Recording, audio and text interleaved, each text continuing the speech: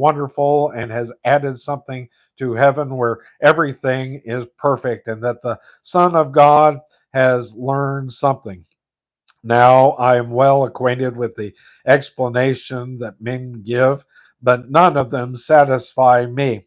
I just recognize that it is a great mystery. Christ took upon himself our humanity, and in that humanity, he obeyed God. He said, I have come to do my Father's will. See John chapter 6 and verse 39. Then uh, Paul said of him, he took upon himself the form of a servant and made himself in the likeness of men, and being found in fashion as a man, he humbled himself and became obedient unto death, even the death of the cross. Philippians chapter 2, verses 7 and 8.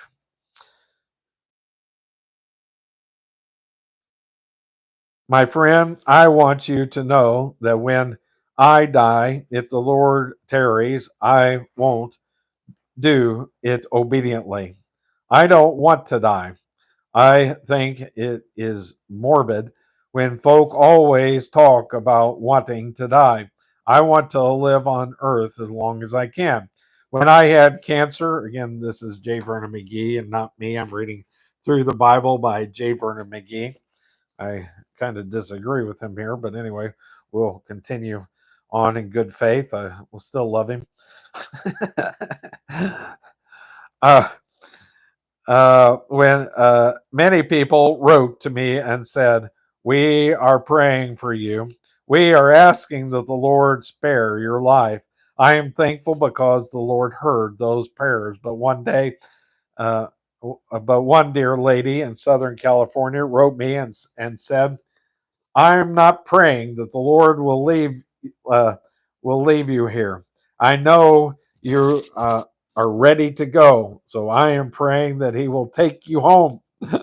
I wrote back to her in a hurry and said, listen, you let the Lord alone in this matter. It is just between me and Him. I don't want you to tell the Lord when you think He ought to take me home. I want to stay here, and I'll uh, appreciate it if you don't pray that prayer anymore. At least change it. Tell the Lord you that you made a mistake and that McGee wants to stay. When the writer of the Hebrews says that Christ learned obedience by the things which he suffered, I don't understand it. I simply recognize that I am in the presence of a mystery that even the Lord learned something. Well, anytime you suffer, you're going to learn something from it. That's what the trial is for, is the purification process. Of course, Christ's suffering didn't purify him, but he learned what it was like to be human. He suffered in all points so that he could say that he knew how we feel. And we should think uh, of that whenever we're suffering. Well, Christ suffered more than I ever did. Verse 10, called of God and high priest after the order of Melchizedek. Hebrews chapter 5, verse 10. Called means saluted and refers to Melchizedek. Now the writer will discuss this matter of the priesthood of Christ, that Melchizedek was given to us in the Old Testament as a type of the high priesthood of our Lord Jesus Christ. This section is entitled The Perils of Dull Hearing. The writer puts up the third danger signal.